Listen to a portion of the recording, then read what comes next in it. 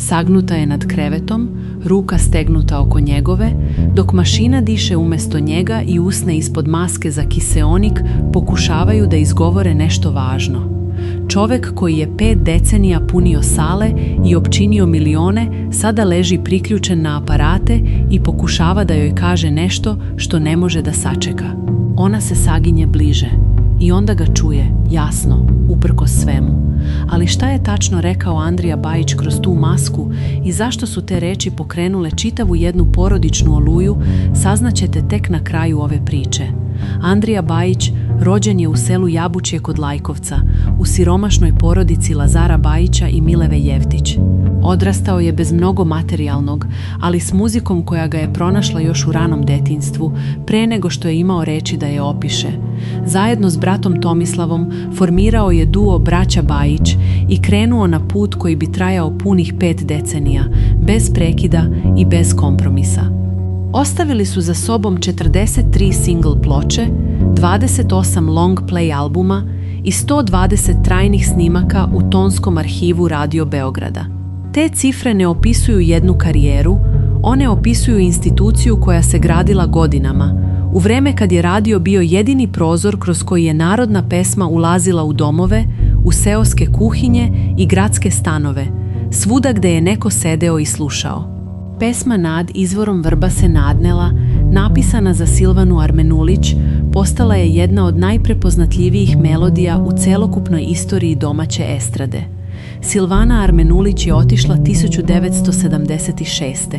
Ali pesma je ostala i kolubarski vez ostao je i danas se igra na svadbama, slavama i skupovima, svuda gde se skupi narod i zapali dobro raspoloženje. Ima pesama koje nadžive pevače. Ove su u tom retkom broju. Braća Bajić bili su i prvi dobitnici Jugotonove nagrade Zlatna ptica, dodeljene za više od 1 milion prodatih primeraka jednog singla. Nije to bio uspeh koji se desi sam od sebe. Bio je to rezultat decenijskog rada, pesmu po pesmu, nastup po nastup, sve dok ne postanete deo nečega što narod nosi u sebi i ne zna odakle mu to. Mala Cana ušla je u njegov život u godinama kada se većina muškaraca polako povlači iz javnosti. Bila je mlađa od njega 41 godinu. Mnogi su imali mnogo toga da kažu o toj razlici, ali oni koji su ih zajedno vidjeli retko su postavljali to pitanje drugi put. Napravili su ugovor o izdržavanju i preselili se u vikendicu u Devojačkom bunaru, daleko od gradske buke. Andrija je kuću u Beogradu ranije prepisao ćerkama. Sa Kanom je gradio drugi, tiši život. Onaj koji se ne objavljuje na naslovnim stranama i koji ne traži publiku. Pre 2 meseca pojavili su se zajedno u emisiji kod Ognjena Amidžića. Andrija je bio umoran, ali prisutan. Cana pored njega, kao što je uvek bila. Niko tada nije pretpostavljao da je to jedno od posljednjih javnih pojavljivanja čoveka koji je pevao za ceo jedan narod. Komšinica iz Devojačkog bunara rekla je da je Andrija na sopstvenim nogama ušao u bolnicu. Kupila mu je hodalicu da vežba hodanje kad se vrati. Nije se vratio. Pre nekoliko nedelja Andrija Bajić doživeo je moždani udar. Kratko se oporavio, dovoljno da oni oko njega poveruju da će se stvari okrenuti. Ali telo je imalo drugačije planove. Zdravstveno stanje se ubrzo ponovo pogoršalo. Hospitalizovan je najpre u Pančevu, a potom prebačen na Vojnomedicinsku akademiju u Beogradu. Disao je uz pomoć kiseonika. Organizam nije prihvatio transfuziju krvi. Lekari su vodili tešku bitku za čoveka koji je cele decenije punio Radio Beograd pesmama, a sada nije mogao ni da govori bez aparata. Cana nije odlazila. Sedela je pored njega, držala ga za ruku, razgovarala s njim. Prema njenim rečima, smirivao se jedino u njenom prisustvu. Svaki put kad bi neko drugi ušao u sobu, napetost bi se vraćala. Za čoveka koji je ceo vek pevao o snazi i lepoti ovog podneblja, o kolu koje se igra i kolu koje se nastavlja, aparati i kreveti bolničkog odeljenja bili su suprotnost svemu čime se bavio. Ali telo ne pita za biografiju. Prema navodima male Cane, dolazila je svaki dan. Ruka u ruci, tišina i mašina koja diše umjesto njega. I onda bi je pogledao i rekao bi: Cano moja. Samo to, njeno ime, kroz masku za kiseonik. Ali u stisci koji je pratio te reči bio je čitav jedan život, sve ono što se ne može reći dovoljno glasno ni dovoljno jasno, a mora nekako da prođe kroz tu plastiku i šum aparata. Međutim, to nije bilo sve što je rekao. Prema navodima supruge, Andrija je u lucidnijim trenucima govorio i o onome što ga je bolelo. O porodici, o imovini, o kući u Beogradu. Prema rečima male Cane, govorio je da je u životu svima praštao i preko svega prelazio, da im je dao sve što je imao, ali da ne može da pređe ni preko jedne stvari, a to je da su ga udarili u Pančevu, u bolnici, dok je ležao vezan za krevet.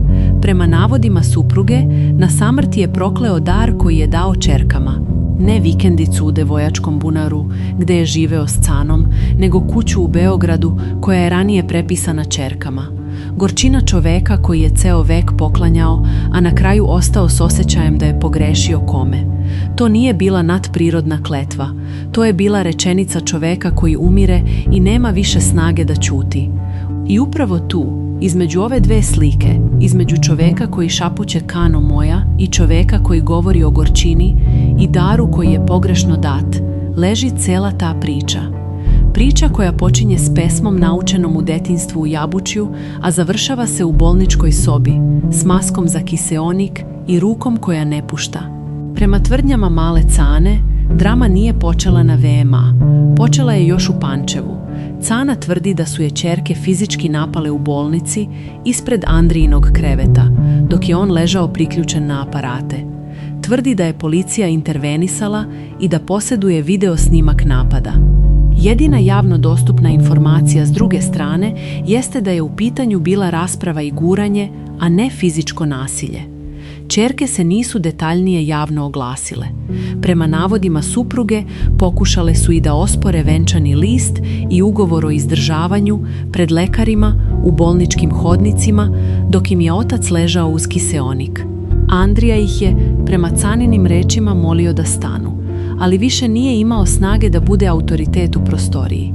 Starija ćerka Milica Bajić oglasila se na Facebooku kratkom objavom u kojoj je napisala da je to bio jedan lep život i da moli ljude da joj ne izjavljuju saučešće.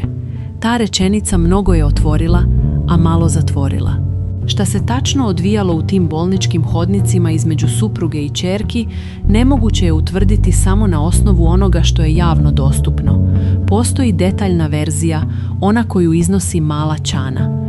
I postoji šutnja s druge strane. Ni jedna ni druga sama po sebi nije nužno cela slika.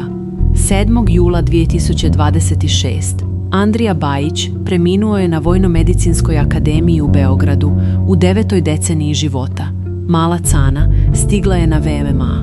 Identifikovala je telo. Prema onome što je rekla javnosti, nije bila ni malo spremna da to bude kraj. Govorio joj je, prema njenim rečima, da će kad ozdravi sve biti drugačije. Da će se stvari srediti. Nije stigao da to proveri. Komšinica iz Devojačkog bunara kupila mu je hodalicu za kad se vrati kući. Stoji negde u vikendici u Devojačkom bunaru uz tišinu koja je ostala tamo gde je bio čovek. Ruka koja ga je držala do kraja više ga ne može dotaknuti. Andrija Bajić ostavio je narodu pesme koje traju. Kolubarski vez igra se i danas na venčanjima, slavljima, svuda gde ima dovoljno srca i dovoljno prostora. Melodije koje su on i Tomislav pisali za Silvanu Armenulić i za ceo jedan narod nisu nestale zajedno s njim i neće nestati. Ono što je ostavio u porodičnim odnosima složenije je i bolnije. Priča o čoveku koji je ceo vek davao, a na kraju na samrti rekao da je možda pogrešio kome daje, nije samo njegova priča. To je priča o starosti, o imovini, o ljubavi koja dolazi kasno i o porodicama koje se raspuknu upravo onda kada bi morale da se drže. Svaki od nas poznaje barem jednu takvu porodicu. Razlika je samo u tome što kod ove priče ceo narod gleda. Ko govori istinu u svemu ovome, teško je reći. Ali znamo jedno, postoji jedan glas koji nikad više neće odgovoriti na to pitanje. Pretplatite se na kanal da ne propustite sledeću priču.